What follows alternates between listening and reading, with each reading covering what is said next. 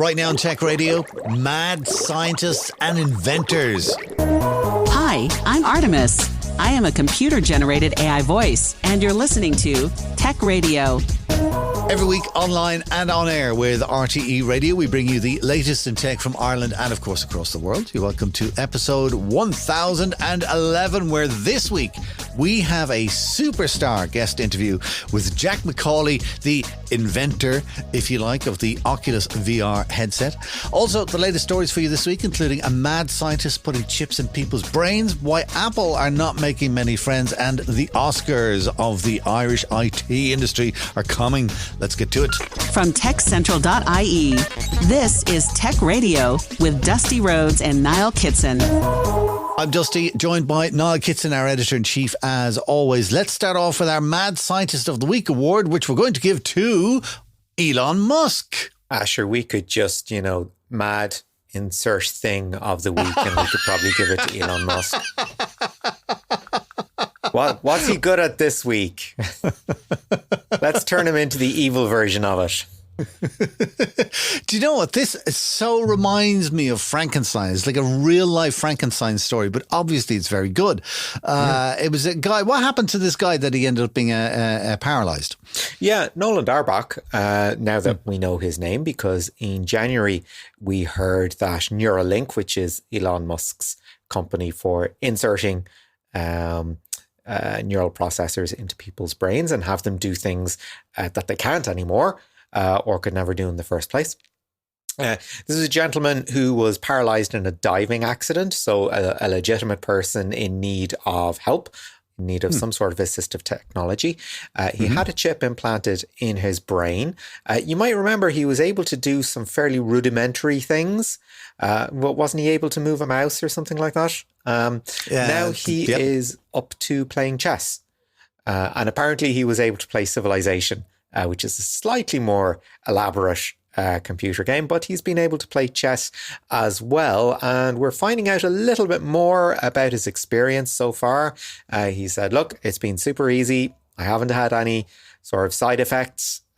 Everything is going really, really well, which is exactly the face that Neuralink wants to have, because they are not in the good books of regulators in the States, which is to say it's not being regulated. So this is it's a gamble for Elon Musk, who is very much of I'll do it myself and I'll show you guys how it's supposed to be done school of thought. It seems to be working out with Neuralink so far. Tried it with a certain social network, has not. So, this looks to be a case of something going well. I don't know. I don't like the fact this is unregulated. I am, of course, impressed with the results that it's getting. What's your take? When you say unregulated, it sounds like people are doing things to other human beings that are just downright illegal, but it's not. It's unregulated because it's uncharted territory. Nobody has done this before, but so of course it's not regulated.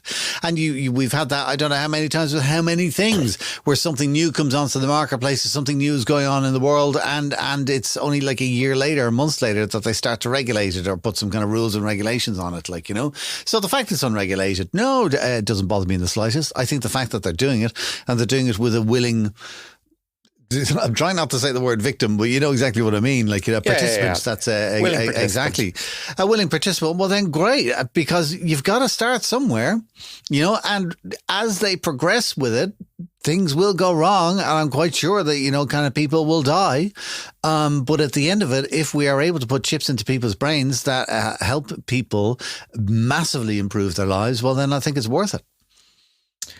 That is an interesting take on it. I would rather nobody die as a result of this. Well, of course, I'm not promoting that's what should happen. I'm not saying, do you have somebody in your life that you would like to, go away? Sign them up for this mad experiment. I'm not suggesting that. You wouldn't mind. Yes. I have a mother-in-law I'd like to donate to Elon Musk.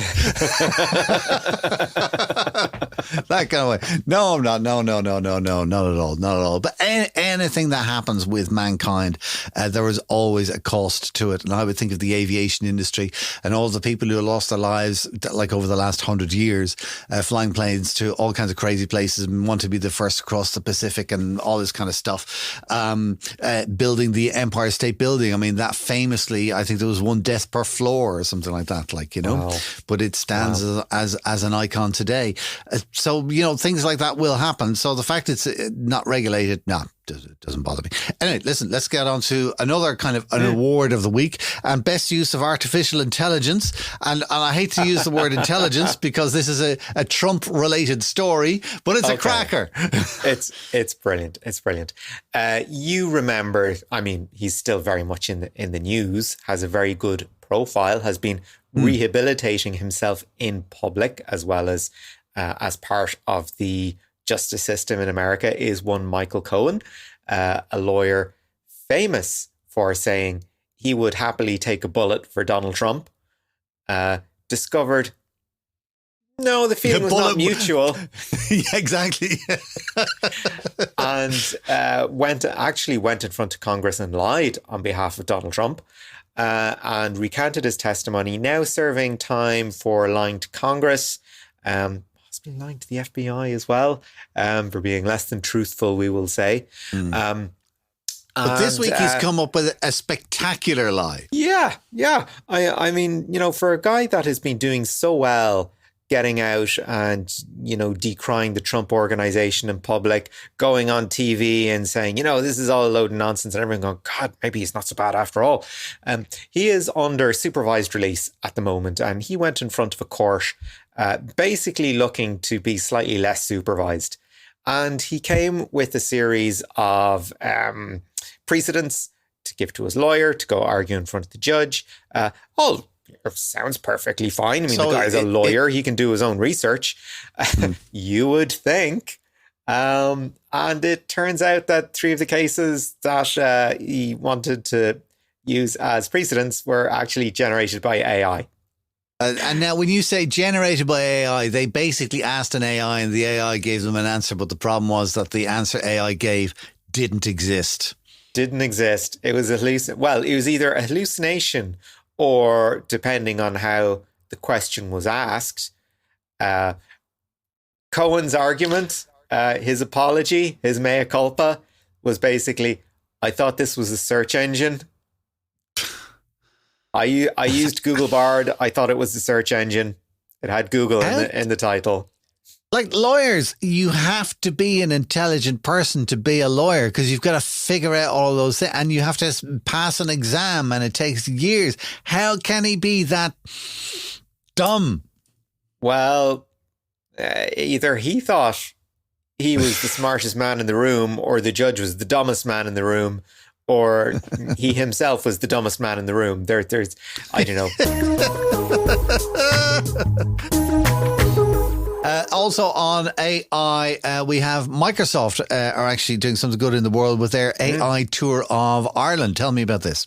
Yeah, they've got an initiative that is basically looking at Munster for the moment. It's basically, let's get people skilled and familiar with using AI in business around the country, because fairly easy to guess that Dublin is probably covered by scale alone.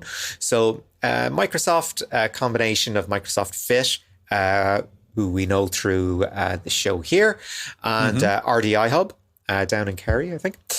They are doing a series of masterclasses and what they're calling a skill-up-a-thon or a skeleton. And it's basically, you know, here's AI, here's how you can use it, here's basic literacy in AI. I mean, this is something that we talked about last year. We were talking about getting people AI literate.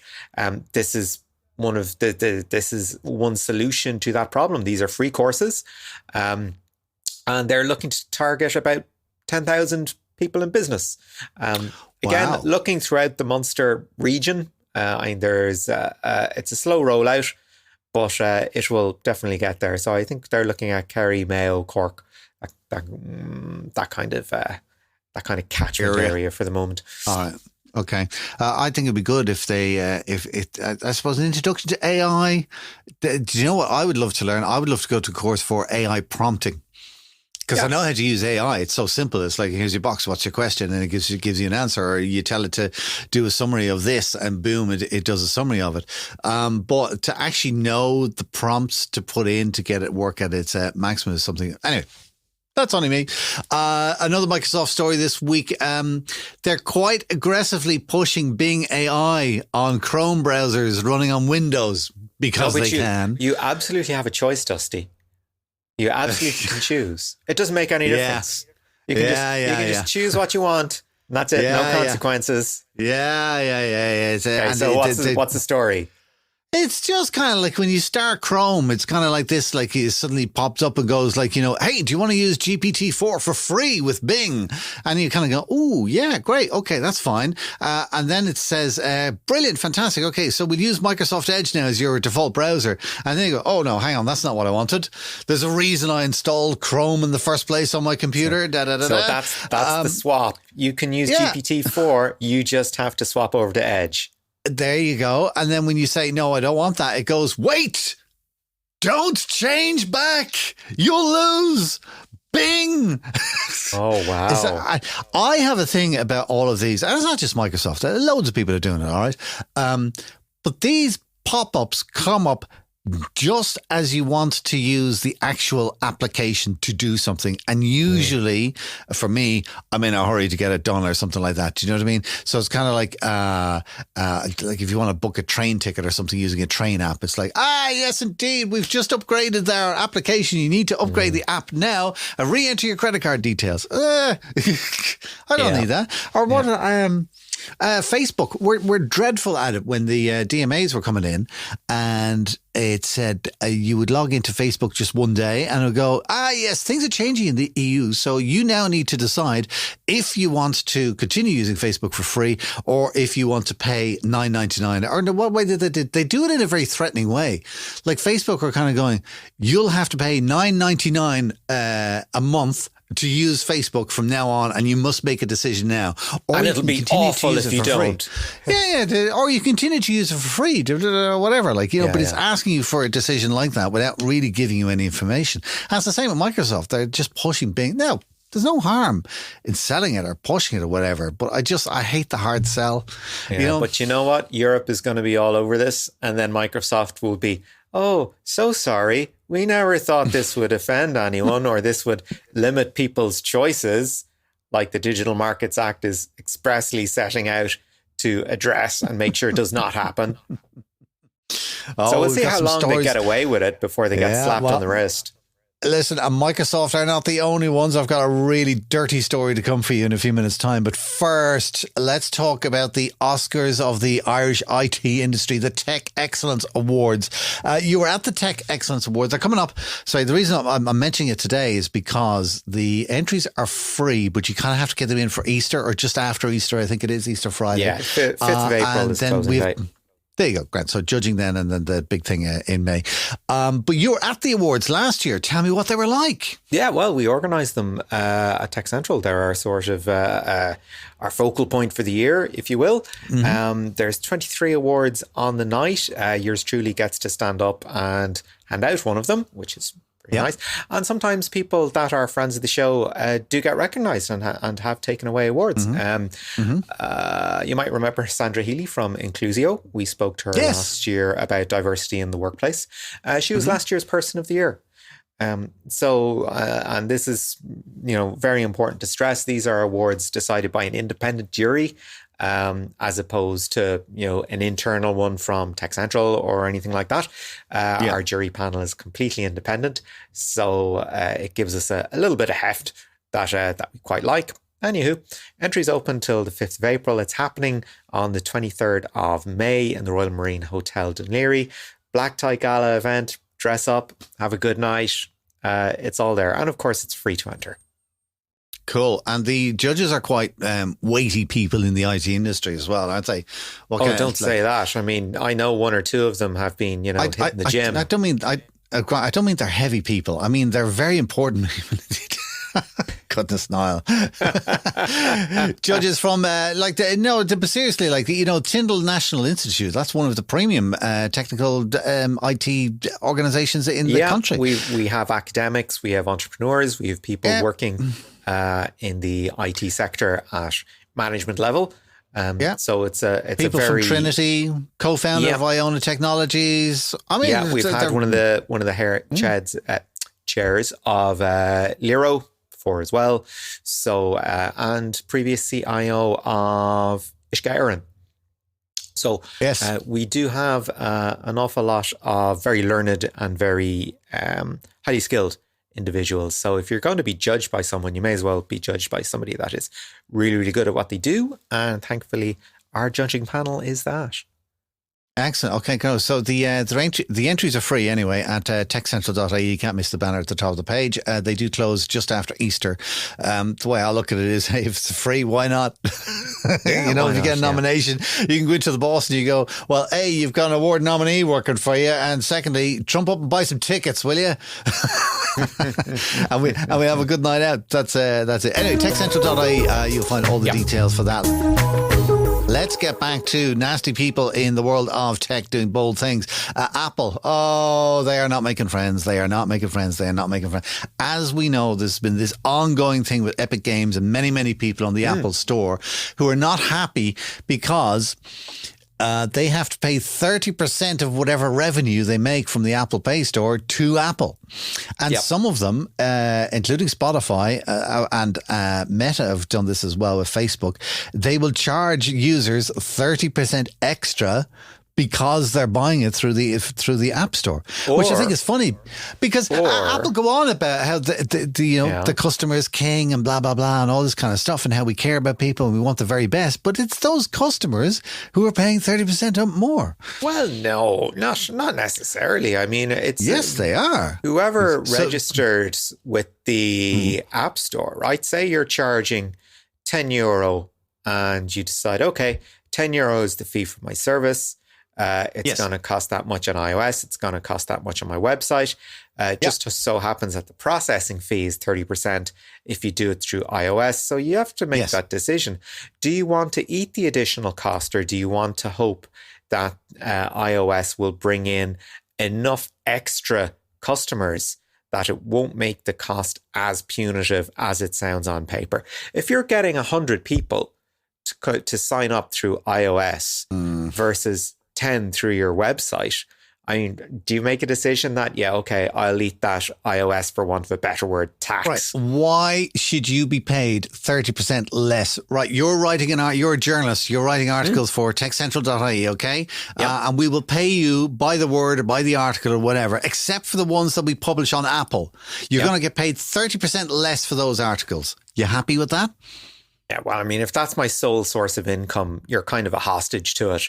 Now you're changing your tune. Well, I mean, if it's your sole source of income and you can't, if you want to say, okay, it'll cost this much through Apple, it'll cost this much through another platform, and you're free to go. But do you make a big deal of it if most of your income is through Apple? If it comes through that vector, do you go, you can, one click and pay through the App Store? That's fine. Yeah. Or go to my website and buy it direct, or I get more, or fund me on a Kickstarter, or fund me on Patreon. If you didn't have to pay the 30%, you could actually sell that service for less to your users. So instead of charging them £10 a month on Apple, you could sell it to them for, say, £8 a month. Which is why I'm saying it's Apple customers in the long run are paying for all of this. Anyways, the reason why I say Apple aren't making any friends is that Epic Games have been having this colossal court case over this for a long time. And every time there's a decision in court, it gets appealed by the other side and blah, blah, blah, blah, blah. It's all gone all the way up to the Supreme Court in the States. And I think there's one more hearing or something like that, or it's been tried. Anyways, for the next stage in the legal battle, okay, Epic Games has been joined by, and I think this is amazing, Meta, okay, who do Facebook and Instagram and yada, yada, yada, Microsoft, X, Twitter, the Match Group, which do Tinder and all those kind of things, like colossal names in the tech industry, and they're all lining up behind Epic to say, we agree, this ain't right. Those are some heavy hitters right there. There are some very heavy hitters. And now I know what's different about it, because it's the European DMA has done it so that you can use a payment processor outside of Apple. Okay. Yep.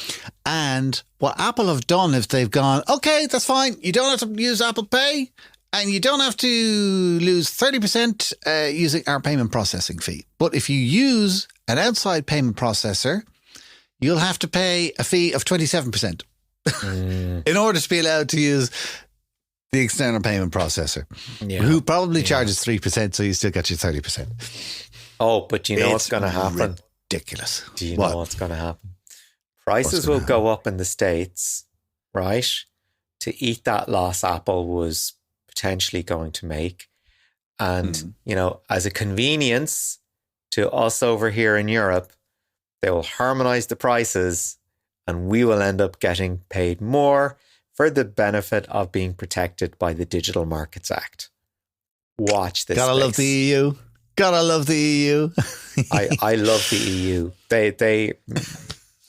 I mean, for all the bloat, for all the bloviating, when they do it right, they do it right. And we'll be talking about another way in which they're doing it right in a couple of weeks' time. Just going to sit on that as a bit of a teaser for now. But you teased. Now, speaking of teasing, I've got two little sordid stories from the internet. Firstly, in the UK, and I do like this story actually, a guy has been accused and jailed after cyber flashing.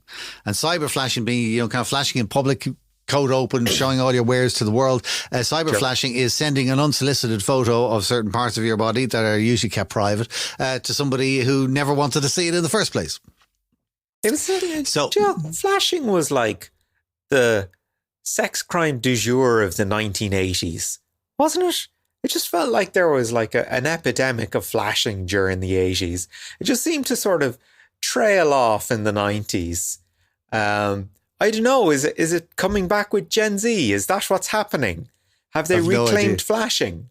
I have no idea. When I think of the 80s, I think of Miami Vice and Back to the Future. You think of flashers. So That's shocking. I don't want to go any further in that conversation. That's shocking. However, this is in the UK where a man has been convicted of cyber flashing. It's the first conviction under the new law there. I like in the UK that they've done a thing where the victims are never named. That's great. Yeah. It is great because it means that if something happens, you take a screenshot on your phone and you go to the police and and whatever, so that's good. I'm wondering if, because I've seen ads on websites and various things with Commission Amon now, who are responsible for all kinds of online activity and things that shouldn't be happening. Is this something that they might also get involved with? I wonder. That's one thing. Interesting. I suppose it depends where it happens. If it's a case of revenge porn or something like that, no, I think you're going straight to the Gardaí with that. If it was a case of a platform like Chat Roulette, this is probably it. Probably their territory. Unfortunately, I don't think Chat Roulette has an office in Ireland, so they don't. Is it still on? I think it is. I'm not going to Google it now because God knows what I'd say. Tapping away now. Please. The other story in a related area is if you are hooking up with a new partner and you get down to, kind of really the working end of things and you say, hang on, pause. Okay. Yeah. At the point where you kind of go, pause, let's talk about, or let's get some protection in place here. You now also have the opportunity of saying, pause, let me get my phone. I'm just going to take a picture of boom, and I'm going to upload it to an online AI called Calmara.ai, who will examine the photo for STIs. And if it finds anything of interest, it will email you back, probably with a big red screen saying, don't go there. Or a smiley face saying, work away. A thumbs up. Indeed. Big thumbs up. Niall, as always, thanks for the news this week. From TechCentral.ie, this is the award-nominated Tech Radio from TechCentral.ie. Oculus is a brand associated with plenty of things, whether it's the exciting return of virtual reality or the not so exciting prospect of the metaverse. At least we're on the road to it becoming something very special indeed. Behind it all is the company that started as a Kickstarter and has since become a global brand called Oculus.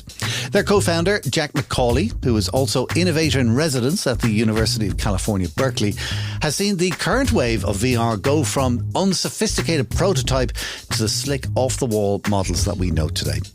Recently, Jack joined Niall Kitson to chat about his role in getting the company off the ground and maybe where it could be going next.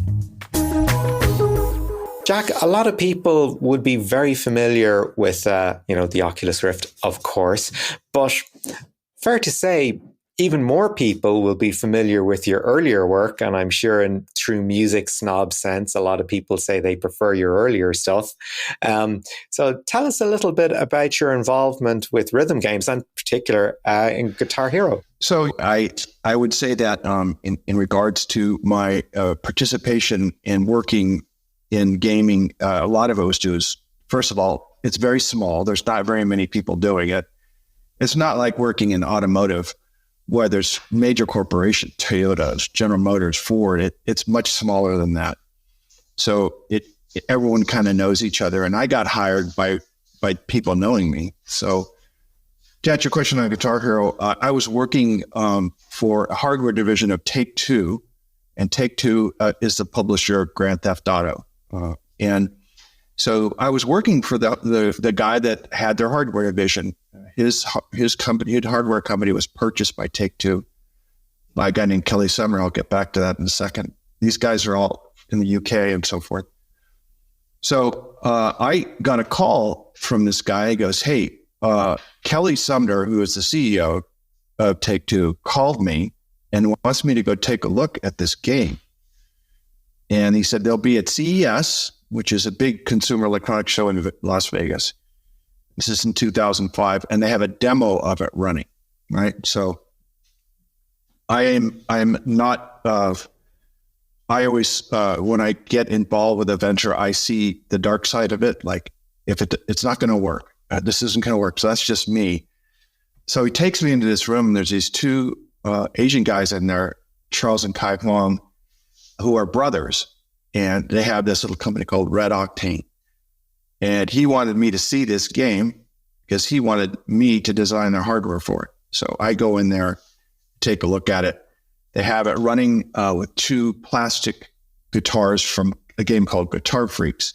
See, we didn't originate Guitar Hero. Guitar Hero came about because there was Guitar Freaks from Konami, and Konami's rhythm game, Guitar Freaks, was J-pop, which is not intelligible to an American ear. So they said they rewrote the game, and they used rock stars, and we had they were going to use master tracks from all the popular rock and roll recordings, guitar music, right, like metal and stuff. Yeah.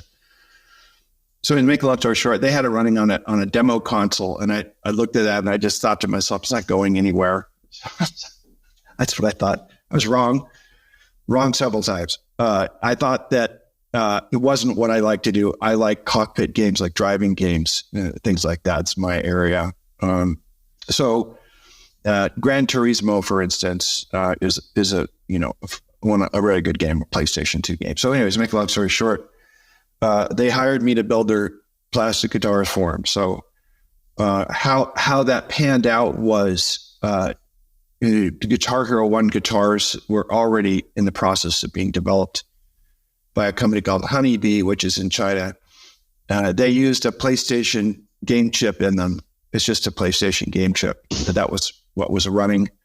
And, in that market, if you want a PlayStation controller, let's say a third-party controller, some Chinese controller, right, running on a PlayStation, you can buy the chipset for it. And the chipset is, 10 cents or 20 cents, and it's just available pretty everywhere in China. And you put the chip on a board and you hook the wires up to it, and you're done. And so that's essentially what they did with Guitar Hero 1.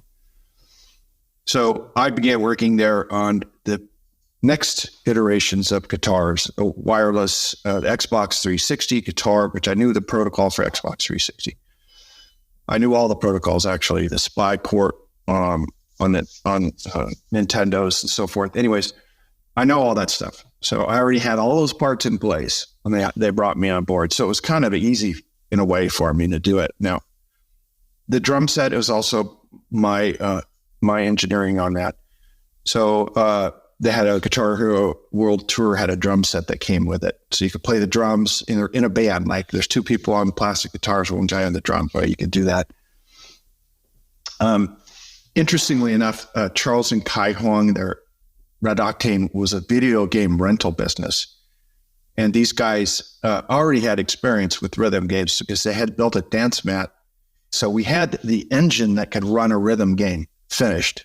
The engine is the core software port, not the graphics and the avatars and stuff, just the highly tuned software for it. So had that already. And so it was kind of a slam dunk. There was a company called Harmonix in Boston who wrote the game, Guitar Hero Endgame, and also wrote their copy of Dance Dance Revolution. So to make a long story short, there were precedent work there that was done.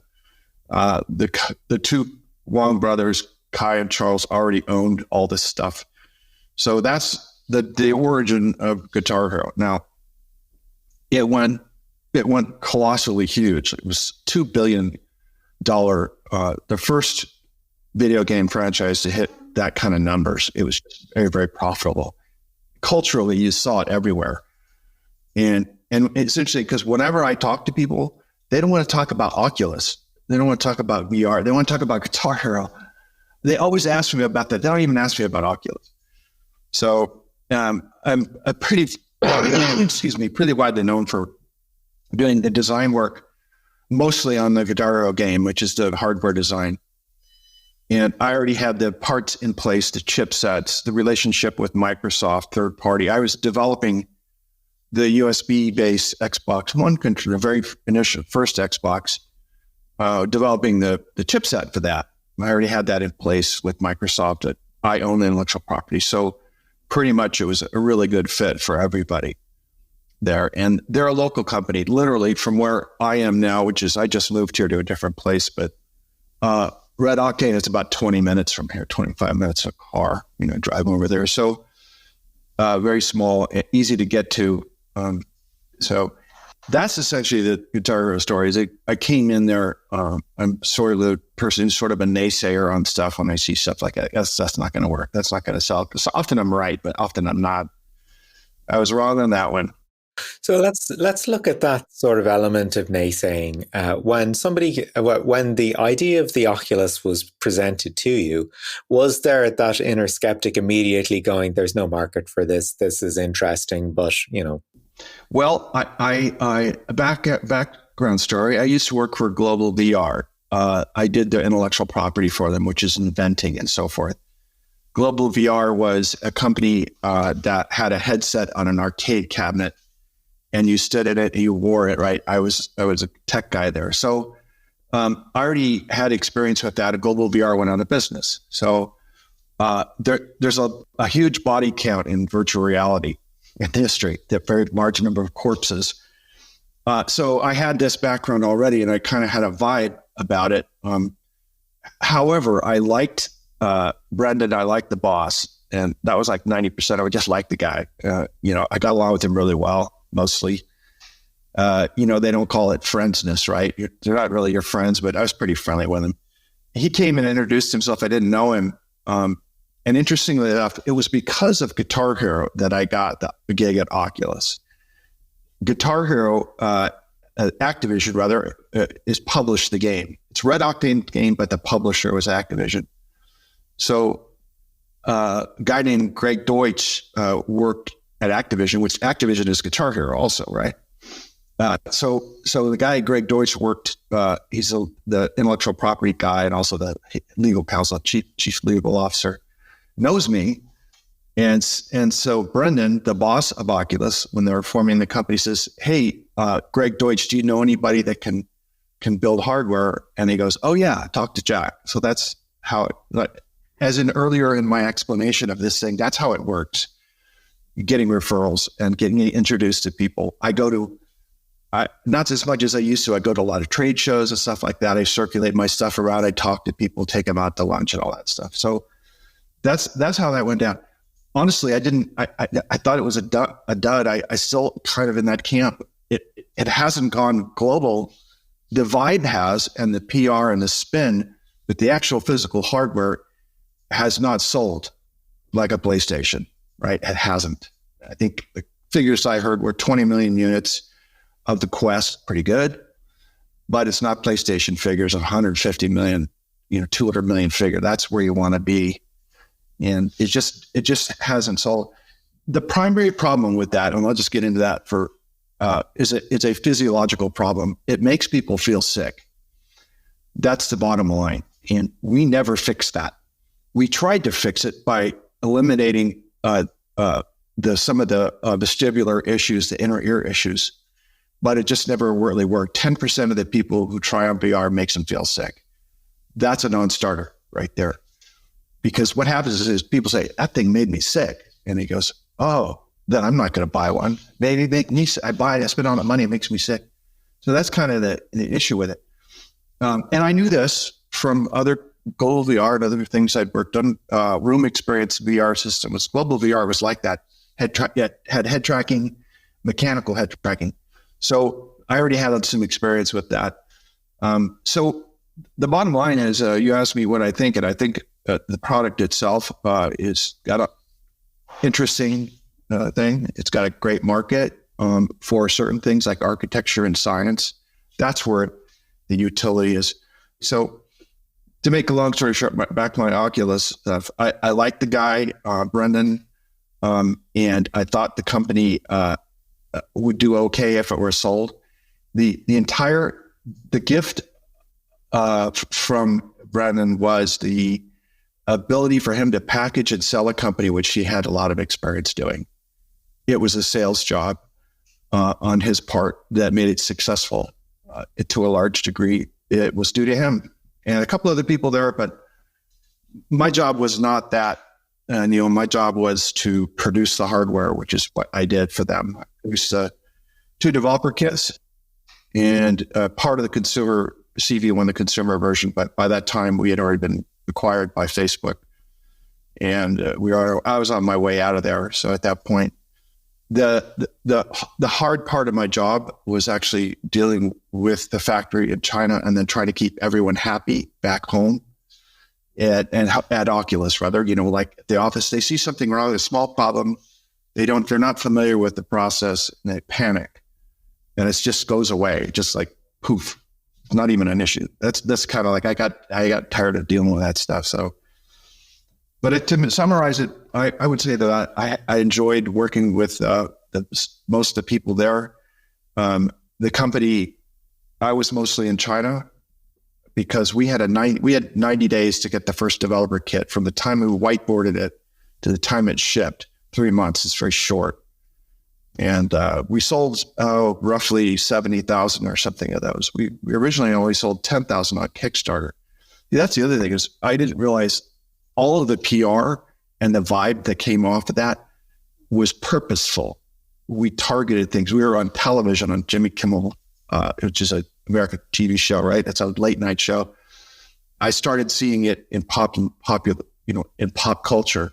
So, and that was not because of me, but because of my boss's ability to get it in front of the right people.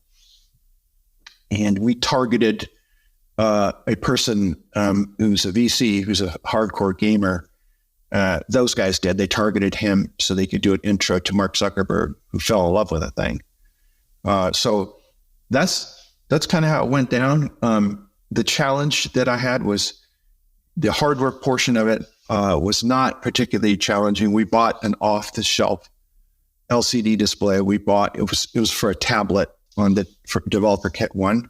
It's a tablet LCD display that's in there. On the Developer Kit 2, we had an OLED display, so slightly different, but still it's a tablet display inside of it. The lenses and so forth, interesting. Palmer Luckey got the lens design off eBay. Oh, we're lucky cut. Yeah, he did. I said, it's what he told me. He found those on eBay. They were in a magnifying glass with a light in it. He said, oh, that's perfect. Little plano convex lens. So that's where he got him. We copied that. He said, let's just copy what he's done because it's kind of working right now. And that's essentially what we did, is copy an initial prototype that he did, put it in plastic. That's how I got it done in 90 days. The second developer kit was more involved 6 months of work to get it from whiteboarding into production, mass produced. That was my job at Oculus, was running the engineering and production stuff. That's what I did for him. Just one last question as we're running out of time here, unfortunately. Just to return to virtual and augmented reality, of course, in the last few weeks, we've seen Apple's Vision Pro hit the shelves. It seems to solve a couple of problems, particularly in terms of mimicking eye contact, that sort of thing. If you were to go back and have a look at what you're working on with Oculus, do you see this kind of application as being sort of something that could eventually help put the device over if it adds a little bit more of a human touch to it? Or do you think this is, more gimmickry, more, innovation for innovation's sake, if it even is innovative? Because I think we've all tried a similar solution at home with multiple TVs instead of knocking through a wall. Yeah. So in regards to the Vision Pro, Apple, success or not, Apple has got the GDP, its value of the company is greater than the GDP of Mexico. That's how rich the company is. And I think, and Microsoft and Apple are heading neck and neck right now. And Microsoft with their AI stuff, NVIDIA also. So if this doesn't work out, it's no big deal to Apple because they already have enough revenue. A company that's much smaller, that this is their chief product, is much higher risk for them. So I know those guys. I know the people who developed that really well, I think. And I've been over on campus there at Apple talking to those guys. But definitely competent engineers. Apple's got great engineers. Here's how you can tell if a company is a good company to work for, right? Just in short. If you look at someone and you're talking to him, you go, how long you worked here? And he goes, 25 years. You know it's a good company to work for because he's put up with that for 25 years. It must have something good about it. I mean, the stock options certainly are good, right? If you were there 25 years ago and you got options, RSUs or something like that, restricted units, then you're pretty well off. You're doing really well.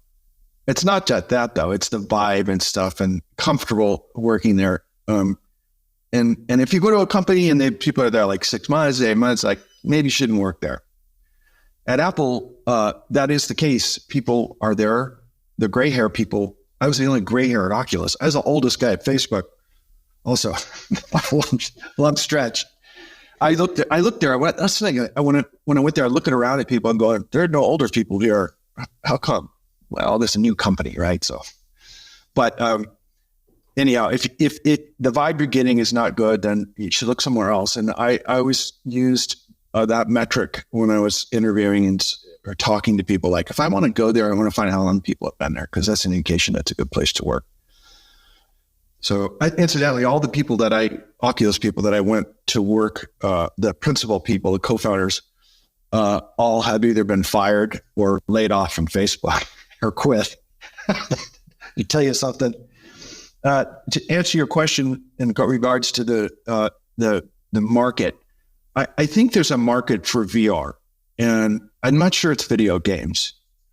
I would want, and this is, not my idea, but I would want to go to a sporting event and sit in a really prime seat and watch the entire game with the audience next to me, right? That would be intriguing. That seems like a good app for it. I would like to, just to background, sir, I went to Fisker Automotive. Now, Henrik Fisker has got the Ocean. It's an EV, right? I'm an EV guy, so I meet Henrik and his beautiful wife, and we're sitting down and talking, and he goes, I have a Toyota took a Lexus LC500 and made it a video game asset by taking the original design files for it, excuse me, and making a model that you go walk around and look at. And I go, wow, that's a really great idea. It'd be cool if you wanted to see a car, like shop for a car, put the Quest on or Vision Pro and stand up and walk around it. And because it's pointed out to me, so I kind of know this, people buy a vehicle, a lot of it's based on the way it looks, if it's attractive to you. They're in most cases, people have to have a emotional attachment or attraction to it. It's nice to be able to have that experience in your living room or someplace like that, or if you walk around and look at the vehicle. I think that would be a great application for VR. As I said earlier, people play video games on 2D screen, and that's just the way it is. And it's not a visual thing either; it's a social thing. And people have, the proverbial 400-pound guy in his mom's basement, right? He doesn't really exist. It's guys not quite my age, but between the ages of 19 and 35. That's your market there. Those guys playing the games. And so those guys play it on that 2D screen, probably at work, when they're pretending like they're doing their jobs. They play it at home. That's the way it is. It's not to put a pair of VR goggles on and play a video game in it is just not intriguing. I'll be honest with you. I thought the games that came with the Quest sucked. I didn't think they're entertaining at all. They're intriguing. It's visually. I shouldn't think they're fun. And the game, the metaverse that their Horizon Worlds that they're working on, they had a disco and some other stuff. I walked around and it was like, it's not for me. You can go to a real disco, right? Why not just go to a real disco? Why didn't you do? So people are dancing and stuff, and it's just strange. And the problem, I said this publicly, I'm going to get myself in trouble. The problem with Facebook is that it was dictated to the creative people what to produce. Not asking them what to produce, but dictating from the top down.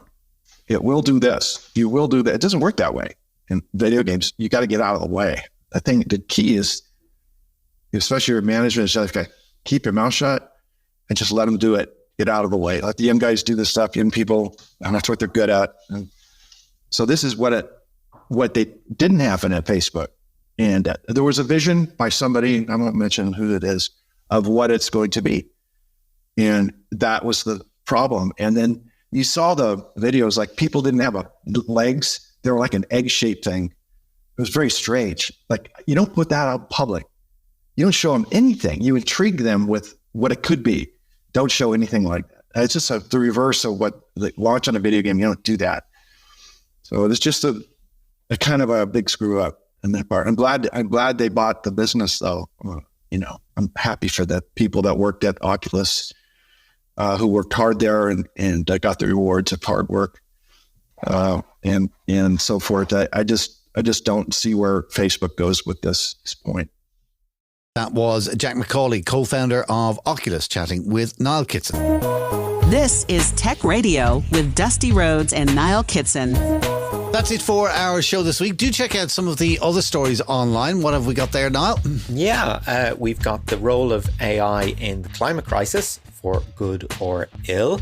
NVIDIA shows off Blackwell, which it promises is the world's most powerful computer chip. And the Digital Hub goes searching for its first designer in residence. You'll find all of those stories and more online at techessential.ie. We're back again next Friday with a brand new show online and, of course, with RTE Radio 1 Extra. Do remember to share our podcast with a friend. Just tell them to look up Tech Radio Ireland on Apple, Spotify, or now on YouTube as well. Until next time, from myself, Dusty Rhodes, and from Niall Kitson, thanks for listening. Take care. Remember, you can get the latest Irish tech news with hourly updates, daily newsletters, and more at our website, techcentral.ie. Share the knowledge and invite a friend to listen. Search Apple, Spotify, or YouTube for Tech Radio Ireland, or listen with RTE Radio 1 Extra. Tech Radio is produced by dustpod.io for techcentral.ie. From me, Artemis, live long and prosper.